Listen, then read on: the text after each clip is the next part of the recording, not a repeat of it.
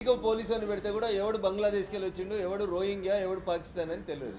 మేము జీవో ఇచ్చినాం, బరాబరి సెలెక్ట్ చేస్తున్నాం, ఐడెంటిఫై చేస్తున్నాం, పంపిస్తాం వేరే దేశాలలో. ఇండియా ఏం ధర్మసత్రం కాదు ఎవడు పడితే ఎవడు వచ్చి ఉండడానికి. ఎస్ चुप चुप के चोर का जैसा रहे तो कुछ कांग्रेस शेल्टर दिए तो रहे होंगे, बराबर उन लोगों को ढूंढ के बाहर भिजा देते. ये हमारा गवर्नमेंट का पॉलिसी है, हम जरूर उसको निभाएंगे. सर ప్రధాని కేంద్ర మంత్రులు ముఖ్యమంత్రులు పదవులు తొలగించాలని బిల్లు పెట్టారు, నేరాలను ఎదుర్కొన్నారు. ఇది దేనికి సంకేతం? ఆ బిల్లుని సెలెక్ట్ కమిటీకి పంపిస్తున్నారన్న. జాయింట్ పార్లమెంటరీ స్టాండింగ్ కమిటీ చాలా స్పష్టంగా దాని మీద అధ్యయనం చేస్తుంది. లోక్సభ నుంచి 20 మంది సభ్యులు, రాజ్యసభ నుంచి 10 మంది ఎంపీలు ఉంటారు. అన్ని పార్టీలకు సంబంధించిన ఎంపీలు ఉంటారు. అన్ని రాష్ట్రాలు తిరిగి అన్ని రకాలైనటువంటి వ్యక్తుల అభిప్రాయాన్ని విన్న తర్వాత ఈ బిల్లు మీద జాయింట్ పార్లమెంటరీ కమిటీ ఇచ్చే నివేదిక తర్వాత పార్లమెంట్లో సుదీర్ఘమైన చర్చ జరుగుతుంది. ఆ చర్చలో పాల్గొనాలని అన్ని ప్రతిపక్షాల నాయకుల్ని మేము స్వాగతిస్తూ ఉన్నాం. ఆ జాయింట్ పార్లమెంటరీ కమిటీలో కూడా మీ అమూల్యమైనటువంటి సలహాలు ఇవ్వాల్సిందిగా విజ్ఞప్తి చేస్తాం. పోలీస్ రాజ్యం చేయాలనుకుంటున్నారా? ఇది రాజ్యాంగ విరుద్ధం, ప్రతిపక్షాలు లేకుండా చేసేందుకు, జైలుకు పంపేందుకు ఇది ఒక కుట్ర జరుగుతుందని చెప్పి అసెంబ్లీ ఓవైసీ కానీ లేకపోతే కేసీ వేణుగోపాల్ మీరంతా ఈ బిల్లును వ్యతిరేకిస్తున్నారు. 10 సంవత్సరాల నరేంద్ర మోడీ గారి పాలనలో ఈ దేశంలో మేము అట్లా అరెస్ట్ చేయాలంటే, జైల్లో పెట్టాలంటే అసదుద్దీన్ ఓవైసీ అనేట ఆయన పార్లమెంటుకు రాడు, రాహుల్ గాంధీ అనేట ఆయనకి ఎప్పుడో డిస్క్వాలిఫికేషన్ వచ్చేది. కేసీ వేణుగోపాల్ మాట్లాడిన మాటలకి కేసీ వేణుగోపాల్ శ్రీకృష్ణ జన్మస్థానాలు ఉంటుండే. కానీ అమిత్ షా గారు ఈ బిల్లు ప్రవేశపెట్టే సందర్భంగా చాలా స్పష్టంగా చెప్పింది. కేసీ వేణుగోపాల్ గారు అన్నారు, నీ మీద ఆరోపణలు వచ్చినాయి, నువ్వు జైలుకు పోయినావంటే అమిత్ షా గారు చెప్పింది, ఏస్ నా మీద ఆరోపణలు వచ్చినాయి, ఎఫ్ఐఆర్ నమోదైంది, జైలుకు పోయినా, నిర్దోషి అని తేలిన తర్వాతనే మళ్ళీ పోటీ చేసి వచ్చినా అప్పటిదాకా పోటీ చేయలేదు అని చెప్పింది. So this is the fairness of Bharatiya Janata party. మేము ఎవరిని బెదిరించేందుకో ఎవరికో ధమ్కీలు ఇచ్చేందుకో ఈ చట్టం తేవట్లేదు. ఈ దేశంలో అందరికీ ఒకే చట్టం అమలు చేసేందుకే ఈ చట్టం వస్తుంది. దాని మీద ప్రతిపక్షాల సూచనలు ఇంకెవరైనా సూచనలు ఇస్తే కూడా తప్పకుండా స్వాగతిస్తాం. జగన్మోహన్ రెడ్డి గారు కూడా ఎన్డీఏ కూటమి బలపరిచినటువంటి రాధాకృష్ణన్ గారికి సపోర్ట్ తెలపడం అంతే జరిగింది, ఎలా చూడొచ్చు?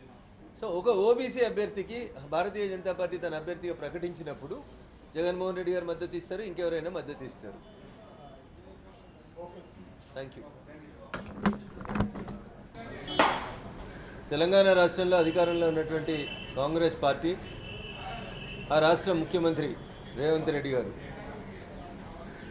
సేమ్ గత ప్రభుత్వం ఎట్లా నడుస్తూ ఉందో అదే రీతిలో నడుస్తూ ఉన్నాడు. గత రాష్ట్ర ముఖ్యమంత్రి పంజాబ్కు పోయి, మహారాష్ట్రకు పోయి, ఇంకా వేరే రాష్ట్రాలకు పోయి తెలంగాణ ప్రజల సొమ్ముని దానం చేసి వస్తుంటే ఇవాళ సర్ పేరు మీద వాళ్ళ నాయకుడు చేస్తున్నటువంటి ర్యాలీకి బీహార్లో హెలికాప్టర్లను పంపిస్తూ ఉన్నాడు. బీహార్లో రాహుల్ గాంధీ కాంగ్రెస్ పార్టీ నాయకులు తిరుగుతున్నటువంటి హెలికాప్టర్ ఖర్చులు తెలంగాణ ప్రభుత్వం పంపిస్తూ ఉన్నది. ఇంతకంటే దారుణం ఏమిటో చెప్పండి. గతంలో టీఆర్ఎస్ పార్టీ అధికారంలో ఉన్నప్పుడు తెలంగాణలో రైతులు ఆత్మహత్యలు చేసుకుంటే ఆ రైతులకు పైసలు ఇచ్చేందుకు మనసొప్పలేదు. కానీ పంజాబ్కు పోయి రైతులకు ఇచ్చుడు, మహారాష్ట్రకు పోయి రైతులకు ఇచ్చుడు, ఇట్లా రకరకాలైనటువంటి పనులని అప్పటి ప్రభుత్వం చేసింది. ఇప్పుడు అధికారంలోకి వచ్చినటువంటి రేవంత్ రెడ్డి గారు కూడా దానికి భిన్నంగా ఏం లేదు. ప్రతిదానికి భారత ప్రభుత్వాన్ని బదనాం చేయాలనేటువంటి ఒక ఆలోచన తప్ప ఏం లేదు. కాంగ్రెస్ పార్టీ 42% బీసీ రిజర్వేషన్లు ఇవ్వాలి కొట్లాడింది. నోరుతోటి నవ్వడం ఎట్లా, నొసలతోటి ఎక్కిరించడం ఎట్లా అనేది కాంగ్రెస్ పార్టీని చూసి నేర్చుకోవాలి. దేశమంతా మేము 42% బీసీలకు ఇస్తామని చెప్పి జంతర్ మంతర్ దాకా వచ్చి ఢిల్లీలో ధర్నా చేసిన వాళ్ళు అవకాశం వచ్చింది. ఒక ఉపరాష్ట్రపతి క్యాండిడేట్ని పెట్టడానికి కాంగ్రెస్ పార్టీకి, ఇండి కూటమికి అవకాశం వచ్చింది. మాకు 100 మంది ఎంపీలు కాంగ్రెస్ వాళ్ళు వచ్చిర్రు, బయట పార్టీలన్నీ మద్దతు ఇచ్చినాయని 45 నిమిషాలు రేవంత్ రెడ్డి గారు జంతర్ మంతర్ దగ్గర మోడీ గారిని తిట్టి బీసీ బిల్లు గురించి ఏదో మాటలు మాట్లాడిపోయిండు. దేశంలో 2వ పెద్ద స్థానం ఉపరాష్ట్రపతి, దానికి అభ్యర్థిని పెట్టమంటే కాంగ్రెస్ పార్టీకి, ఇండి కూటమికి ఒక బీసీ క్యాండిడేట్ దొరకలేదు. ఎంత అన్యాయం అంటే కాంగ్రెస్ పార్టీ ఆలోచన విధానం ఎట్లుంటుందో చూడండి.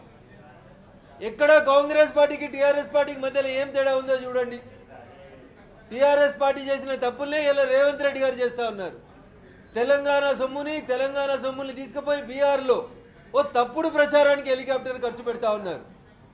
సంజయ్ కుమార్ అనే ఎవరైతే సెఫాలజిస్ట్ టైమ్స్ ఆఫ్ ఇండియా అనే పత్రికలో వార్త రాస్తాడో ఆ వార్తనే నమ్ముతుంది కాంగ్రెస్ పార్టీ తప్ప అక్కడ వాళ్ళు ఆరోపించినటువంటి రామ్టెక్లో గెలిచినటువంటి కాంగ్రెస్ ఎంపీ ఎవరు, ఆయనకు వచ్చిన ఓట్లేంది, ఆయన అసెంబ్లీ పరిధిలో పోలైన ఎన్ని ఓట్లు కూడా కాంగ్రెస్ పార్టీకి, రాహుల్ గాంధీకి తెలివాయి. ఎవరో రాసిస్తే చదువుతున్నారు కాబట్టి ఈ పొరపాట్లు వస్తూ ఉన్నాయి. ఇంకా దారుణం ఏంటంటే నిన్న ఎంపీ చెప్తున్నాడు, మేము వారం రోజులు ఉద్యమం తెచ్చి తెలంగాణకు యూరియా తెచ్చినామంట. 2 సార్లు ప్లే కార్డులు పట్టుకున్నారు. ఇజ్జత్ సిగ్గుండాలే మాట్లాడేందుకు ఇచ్చేది మేము. తెలంగాణ రైతుల్ని దృష్టిలో పెట్టుకొని ఇస్తున్నాం. దేశానికి రావాల్సినటువంటి urea 26% of the urea China నుంచి రాక కొంచెం ఆలస్యమైందని చెప్పి మంత్రి గారు చెప్తా ఉంటే మేము వారం రోజులుగా ఎంపీలంతా కష్టపడ్డాం. ఎక్కడ కష్టపడ్డారు? ఒక్కసారి తంతెల మీద పేపర్ పట్టుకుంటే అట్లా పోతున్నామొచ్చి ఫోటో దిగిపోయింది. దానికి వీళ్ళు బాగా కష్టపడట కాంగ్రెస్ ఎంపీలు ధర్నా చేస్తే యూరియా వచ్చిందంట. ఇది వీళ్ళు మాట్లాడేటువంటి విధానం. అందుకని కాంగ్రెస్ పార్టీ ఎప్పుడు కూడా నోరుతో నవ్వడం నొసలతో ఎక్కిరించడం మినహా తెలంగాణ సమాజం కోసం కాంగ్రెస్ పార్టీ ఏ రోజు కూడా కట్టుబడి ఉండలేదు. తెలంగాణ బీజేపీ ఎంపీలు కూడా మాకే ఓటేయాలని అడుగుతున్నాడు. మేము చెప్తా ఉన్నాం, అయ్యా రేవంత్ రెడ్డి గారు, మీరు చెప్పిన ఆత్మ ప్రబోధానుసారం ఓటేయాలంటే మీరు చెప్పిన 42% బీసీ రిజర్వేషన్ మీద కాంగ్రెస్ పార్టీకి చిత్తశుద్ధి ఉంటే ఏసి మేము ఒక ఓబీసీకి అవకాశం ఇచ్చినాం, ఉపరాష్ట్రపతిగా మాకు ఓటేయింది. మీ నిజాయితీని నిరూపించుకోండి, మీ చిత్తశుద్ధిని నిరూపించుకోండి. ఏదో న్యాయ కోవిధులంట. ఎవరు తక్కువ ఉన్నారన్న? లోక్సభలో రాజ్యసభలో వకాలతులు తెలియని వాళ్ళు ఎవరు? ఇప్పుడు వచ్చి కొత్తగా జడ్జి గారు ఆ కుర్చీలో కూర్చొని చేసేది ఏముంటుంది? ఎట్లా గెలుస్తారు? గెలవని పదవులకేమో న్యాయ కోవిధులను పెడతారు, గెలిచేటి ఏమో మీకు నచ్చిన వాళ్ళకి పెట్టుకుంటారు. ఎట్లా గెలుస్తాడు రేవంత్ రెడ్డి గారు? ఒక సుప్రీంకోర్టులో పనిచేసి రిటైర్ అయినటువంటి ఒక జడ్జిని తెచ్చి ఏదో ఉద్ధరిస్తా ఉన్నట్టు మాట్లాడేటువంటి ప్రయత్నం వల్ల తెలంగాణ సమాజానికి అవమానం చేస్తున్నారు రేవంత్ రెడ్డి గారు తప్ప ఇంకొకటి కాదు. అందుకని దయచేసి కాంగ్రెస్ చేస్తున్నటువంటి ఓటు చోరీ ప్రయత్నం అంతా 100% తప్పుడు ప్రయోగం, తప్పుడు ప్రయత్నం. దొంగనే దొంగ దొంగ దొంగ దొంగ అని రోజు అరిచినట్టు, ఒక నిజం నిద్ర లేచేసరికి అబద్ధం ప్రపంచాన్ని చుట్టొచ్చినట్టు కాంగ్రెస్ పార్టీ బీహార్లో ఓడిపోతామని, సింగిల్ డిజిట్కే కన్ఫైన్ అవుతామని బాధలో ఈ రకమైనటువంటి తప్పుడు ప్రచారాలు చేస్తూ ఉంది తప్ప ఇంకొకటి కాదు. అనురాగ్ ఠాకూర్ని అఫిడవిట్ ఎందుకు అడుగుతలేరు, నన్ను ఎందుకు అడుగుతున్నారు అనే క్వశ్చన్ రైజ్ చేస్తూ ఉన్నాడు. ముందు మాట్లాడింది మీరు కాబట్టి ముందు మీరు ఈయనరి ఒక మంచి సాంప్రదాయాన్ని మీరు నెలకొల్పుండ్రి, తర్వాత అనురాగ్ ఠాకూర్ గారు కూడా వచ్చి అఫిడవిట్ ఇస్తారు. అంతేగాని నేను చెప్పిందే వేదం, నేను చెప్పిందే మాట, నేను చెప్పిందే పద్ధతి. కాంగ్రెస్ పార్టీ అర్థం చేసుకోవాలి, ఈ దేశంలో అది జరగదు. పార్లమెంటు భారత రాజ్యాంగం, భారత రాజ్యాంగ నిర్మాత బిఆర్ అంబేద్కర్ గారు చెప్పినట్టు మేము అన్ని వ్యవస్థల్ని గౌరవిస్తాం, భారత రాజ్యాంగాన్ని గౌరవిస్తాం.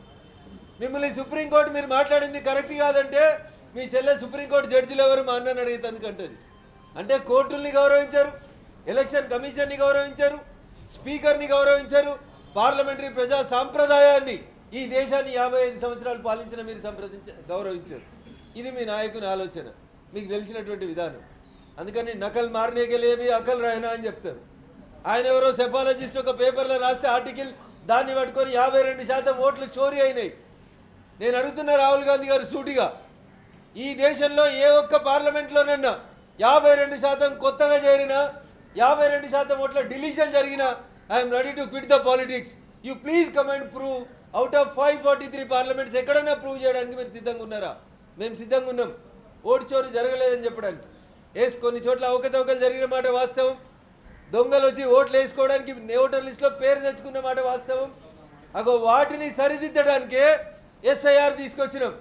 వెస్ట్ బెంగాల్ నుంచి ఇల్లీగల్గా బంగ్లాదేశ్ వాళ్ళు, మయన్మార్ వాళ్ళు, రోహింగ్యాలు ఈ దేశంలోకి వచ్చి బీహార్ ఎన్నికల ఫలితాలని, వెస్ట్ బెంగాల్ ఎన్నికల ఫలితాలని మార్చేటందుకు దొంగ ఓట్లని ఓటర్ లిస్టులో చేర్చుకున్న సందర్భంలో తప్పకుండా ఎస్ఐఆర్ చేస్తాం. అది తెలంగాణలో కూడా చేస్తాం, ఈ దేశం అంతా చేస్తాం. This is our stand. దొంగ ఓట్లు తీసేయాలి, ఒకరు 2 చోట్ల ఓటు వేయొద్దు, తప్పుడు విధానాలు అవలంబించకూడదు అనేది భారతీయ జనతా పార్టీ ఆలోచన. మేము మంచి వైపు ఉన్నాం, మీరు దొంగల వైపు ఉన్నారు. ఈ దేశంలోకి ఇల్లీగల్గా చొరబడ్డల వైపు కాంగ్రెస్ పార్టీ ఉంది. ఈ దేశ ప్రజాస్వామ్యాన్ని గౌరవించే వైపు భారతీయ జనతా పార్టీ నిలబడి ఉంది. అందుకని దయచేసి ఈ దేశ ప్రజలు అర్థం చేసుకోవాలి. చోర్ చోర్ అని అరుస్తున్న వాళ్ళే చోర్. చార్మినార్ కాడ మాట చెప్తారు, ఏక్ బాయికు దూసరా బాయి పైచాంత అని. బీహార్లో ఒక దొంగ ఇంకో దొంగను గుర్తించుకున్నాడు, 2 దొంగలు కలిసి యాత్రలు చేస్తూ ఉన్నారు. ఇంతకు మించి కాంగ్రెస్ రాహుల్ గాంధీ నాయకత్వంలో సాధించేది, ముందుకు నడిచేది ఏం లేదని చెప్పి తెలియజేస్తూ, తెలంగాణ బీసీ బిడ్డలు ఆలోచించాలి. రేవంత్ రెడ్డి జంతర్ మంతర్ దగ్గరకు వచ్చి ధర్నా చేసి బీసీ బిల్లు ఇస్తారా సస్తారా అని బీజేపీని అడిగిండు.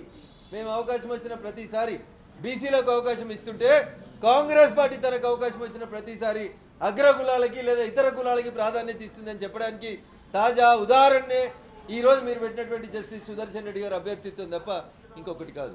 Thank you. తెలుగు రాష్ట్రాలకు సంబంధించినటువంటి వ్యక్తిగా మీరు ఆయనకు ఓటు వేసే అవకాశం ఉన్నదా? సిద్ధాంతపరంగా కాంగ్రెస్ పార్టీ ఇండి కూటమి వాళ్ళు అవలంబిస్తున్నటువంటి విధానాలు 100% మాకు భిన్నంగా ఉంటాయి. వాళ్ళు తూర్పు అయితే మేము పడమర, మేము ఉత్తరం అయితే వాళ్ళు దక్షిణం. కాబట్టి కాంగ్రెస్ పార్టీ పెట్టినటువంటి అభ్యర్థికి మద్దతు ఇచ్చడం అనేటువంటి సమస్య ఎట్టి పరిస్థితులలో ఉత్పన్నం కాదు. యూరియా రెండు రాష్ట్రాల్లో యూరియా ఎవరు తొందరగా తెలుగు రాష్ట్రం తెలంగాణ యూరియా ఎవరు తొందరగా చేస్తే ఆ రెండు పార్టీలకి మేము ఎవరు తొందరగా యూరియా వేసి వాళ్ళు ఓటేస్తామని కేటీఆర్ చేస్తున్నారు రాష్ట్రపతి ఎన్నికలు. సో ఇప్పుడు నెత్తి కేటీఆర్ది కాదు, కత్తి కేటీఆర్ది కాదు, ఆయన ఏదైనా మాట్లాడతాడు. పెట్రోల్ మీద పైసలు తగ్గిమని ఇలా ఉత్తరం రాస్తాడు. ఆయన పెట్రోల్ మీద పైసలు తగ్గిమని ఎవరు రాస్తారు ఉత్తరం? కేటీఆర్ జిఎస్టీ కౌన్సిల్ కంటే ముందు రోజు రాత్రి ఆయన కూడా ఎవరైనా పెట్టుకున్నట్టున్నాడు, రాహుల్ గాంధీ లెక్క కనుక రాసిచ్చేందుకు. ఆ రాసిచ్చిన వాళ్ళు ఎవరో అయితే ఆయన జిఎస్టీ కౌన్సిల్కి లెటర్ పెడతాడంట. 10 ఏళ్ళు నువ్వు మీ నాయన అధికారంలో ఉన్నారు కదా, పెట్రోల్ మీద నరేంద్ర మోడీ గారి ప్రభుత్వం 3 సార్లు 10 రూపాయలు తగ్గించింది కదా, ఆ రోజు 10 పైసలు తగ్గియని నువ్వు ఇవాళ జిఎస్టీలో పెట్రోల్ డీజిల్ ధరలు తగ్గిరి, అన్ని పైసలు తక్కువ అవుతాయి, అన్ని ఖర్చులు తక్కువ అవుతాయి. నువ్వు ఉన్న రోజేమో వాయించవచ్చు, నువ్వు ఉన్న రోజు జిఎస్టీ కౌన్సిల్కి వచ్చిన నీ మంత్రులేమో ఎస్ బాస్ అనవచ్చు, కానీ ఇవాళనేమో ఉత్తరం రాయొచ్చు. దానికి మనకు అనుకూలం కూడా 3 మీడియాలు ఉన్నాయి కాబట్టి అందులో కేటీఆర్ ఉత్తరం రాసిండు. కేటీఆర్ ఉత్తరం రాస్తే ఏమవుతుంది? కేటీఆర్ ఉత్తరానికి ఇవాళ ఉన్న విలువైంది. నీకున్న ఎంపీలు ఎవరు లోక్సభలో? నువ్వు ఓటు ఎత్తేంది, ఓటు వేయకపోతేంది. సార్ ఇప్పుడే బీహార్లో జరుగుతున్న ఎస్ఐఆర్ గురించి మాట్లాడారు. మొన్న ఆపరేషన్ సింధూర్ జరుగుతున్నప్పుడు సెంట్రల్ గవర్నమెంట్ ఒక జీవో ఇచ్చింది, ఏ పాకిస్తానీ నేషనలిస్ట్ కూడా ఇండియా ఉండకూడదని.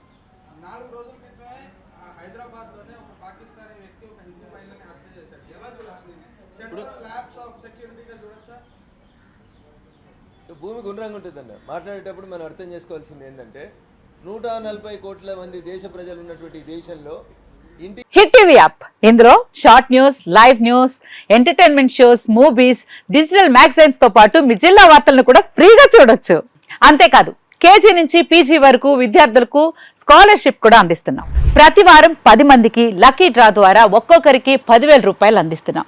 ఇంకెందుకు ఆలస్యం, వెంటనే హిట్ టీవీ యాప్ ని డౌన్లోడ్ చేసుకుని ఫ్రీగా ఎంటర్టైన్మెంట్ పొందండి. Hit TV app. Hit TV app. Please download Hit TV app. Hit TV యాప్ని ఫ్రీగా డౌన్లోడ్ చేసుకొని ఎంజాయ్ చేయండి. మీకు నచ్చిన ఎంటర్టైన్మెంట్ కోసం హిట్ టీవీ యాప్ ని ఫ్రీగా డౌన్లోడ్ చేసుకుని ఎంజాయ్ చేయండి. హిట్ టీవీ యాప్ని డౌన్లోడ్ చేసుకుని ఆస్వాదించండి, ఆశీర్వదించండి. ఇంతమంది సెలబ్రిటీలు హిట్ టీవీ యాప్ ని డౌన్లోడ్ చేసుకోండి అని చెప్తున్నారంటే ఎంత మంచి యాప్ ఆలోచించండి.